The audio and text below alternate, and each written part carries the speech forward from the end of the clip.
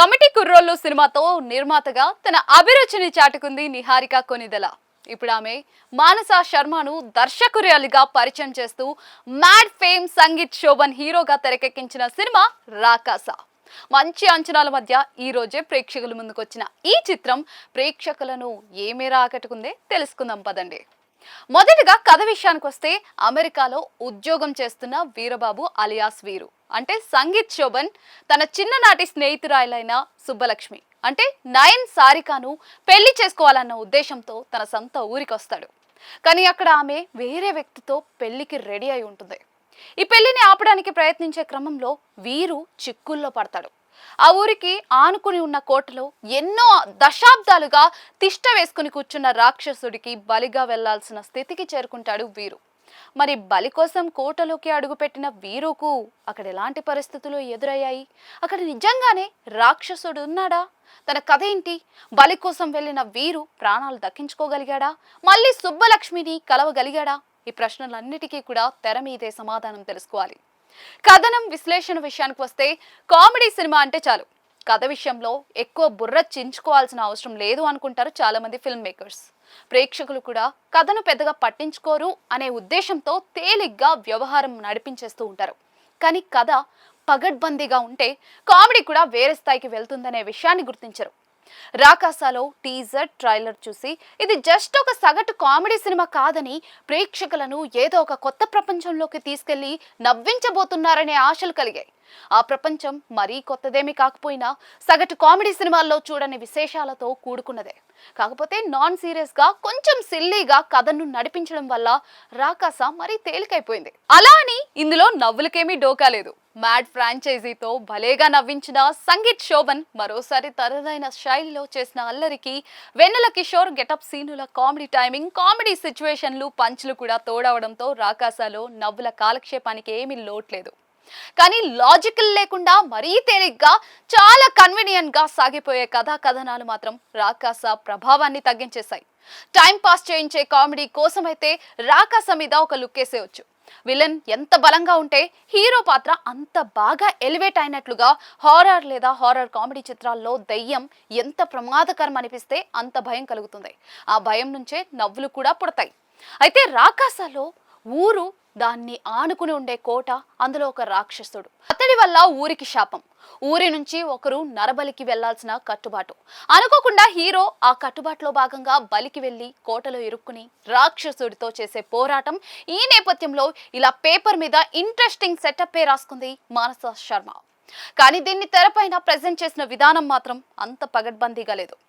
రాక్షసుడిని చూస్తే ఏ దశలోనూ భయం పుట్టకపోవటం, కోటలో హీరో అండ్ కో ఇరుక్కుపోయినా ఉత్కంఠ కలక్కపోవటం, చిక్కుముడులు బలంగా లేకపోవటం, వాటిని విప్పే తీరు కూడా చాలా సాధారణంగా సాగిపోవడంతో రాకాసాను ఏ దశలోనూ సీరియస్ గా తీసుకోలేని పరిస్థితి నెలకొంటుంది. దెయ్యాలతో సహవాసంలో రవ్వంతైనా టెన్షన్, ఫియర్ పుట్టని పరిస్థితి ఉంటే ఆ సినిమా వేసే ఇంపాక్ట్ ఎలా ఉంటుందో ఊహించుకోవచ్చు. కానీ కథనాల పరంగా మాత్రం ఎన్ని లోపాలు ఉన్నప్పటికీ కూడా రాకాసలో నవ్వులకైతే లోట్లేదు.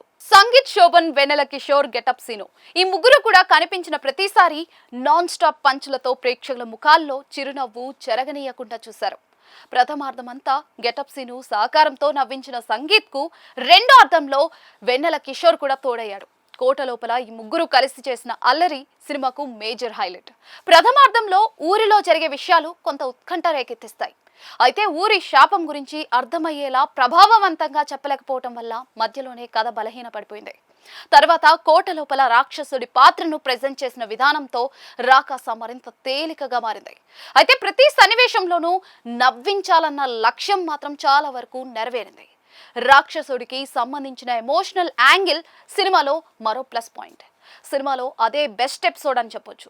మొత్తం కథను ఇంతే ప్రభావవంతంగా తీర్చిదిద్ది ఉంటే రాకాస సినిమా స్థాయి వేరేగా ఉండేది. కేవలం కాలక్షేపం, కొన్ని నవ్వుల కోసమైతే రాకాసాను ట్రై చేసి చూడొచ్చు. నటీనటుల విషయానికి వస్తే, సంగీత్ శోభన్ మరోసారి కామెడీలో తన బలాన్ని చూపించాడు. ఇతనుంటే మినిమం నవ్వులుంటాయి అనే నమ్మకాన్ని నిలబెడుతూ సంగీత్ మామూలు సన్నివేశాల్లో కూడా తనదైన కామెడీ టైమింగ్తో నవ్వులు పంచాడు. ఫామ్ లో ఉన్నప్పుడు అల్లరి నరేష్ ఏం చేసినా ఎలా నవ్వొచ్చేదో, ఇప్పుడు సంగీత్ సైతం అలా ప్రేక్షకుల ముఖాల్లో నవ్వులు తీసుకురాగలుగుతున్నాడు. ఈ తరం యువతకు తన పంచులు బాగా నచ్చుతూ ఉన్నాయి. హీరోయిన్ నయన్ సారిక కూడా ఆకట్టుకుతాయి. హీరోయిన్ అనగానే ఏదో మొక్కుబడి పాత్ర ఇవ్వకుండా కథలో కీలకంగా ఉండేలా తన పాత్రను తీర్చిదిద్దింది దర్శకురాలు మానస. సారిక కూడా ఆ పాత్రకు న్యాయం చేస్తూ చక్కటి నటనతో మెప్పించింది. వెన్నెల కిషోర్ గెటప్ సీను బాగానే నవ్వించారు. తనికల భరణి తన ప్రభావం చూపించాడు. ఆశిష్ విద్యార్థి గురించి పెద్దగా చెప్పడానికి ఏమీ లేదు. అన్నపూర్ణమ్మ మిగతా నటీనటులంతా ఓకే అనిపించారు. సాంకేతిక వర్గం విషయానికి వస్తే చిన్న సినిమా అయినప్పటికీ కూడా సాంకేతికంగా రాకాస బాగుంది. ఒక చిన్న స్థాయి కామెడీ సినిమాకు మించిన నిర్మాణ విలువలు చూపించారు. పరిమిత బడ్జెట్లోనే సెట్స్, విఎఫ్ఎక్స్ బాగా తీర్చిదిద్దేశారు. అనుదీప్ దేవ్ నేపథ్య సంగీతం సినిమాకు పెద్ద బలంగా నిలిచింది. రాక్షసుడిలో ఎమోషనల్ చూపించే సన్నివేశాల్లో అయితే వచ్చే బీట్ సాంగ్ అయితే బీజిఎం హృద్యంగా సాగాయి. మిగతా పాటలు పర్వాలేదు. రాజు ఎదురోలు కెమెరా పనితనం కూడా ఆకట్టుకుంటుంది. మానస శర్మ కథ అంత గొప్పగా లేదు, అలా అని తీసి పడేసేలా కూడా లేదు. కథలో చాలా విషయాలు సిల్లీగా హడావిడిగా అనిపిస్తాయి. అన్ని కన్వీనియంట్ గా సాగిపోవటం, ఏది సీరియస్ గా తీసుకునేలా లేకపోవటం బలహీనతే. కానీ ఈ లోపాలను మన్నించవచ్చు అనిపించేలా కామెడీ అయితే పండించగలిగింది మానస శర్మ.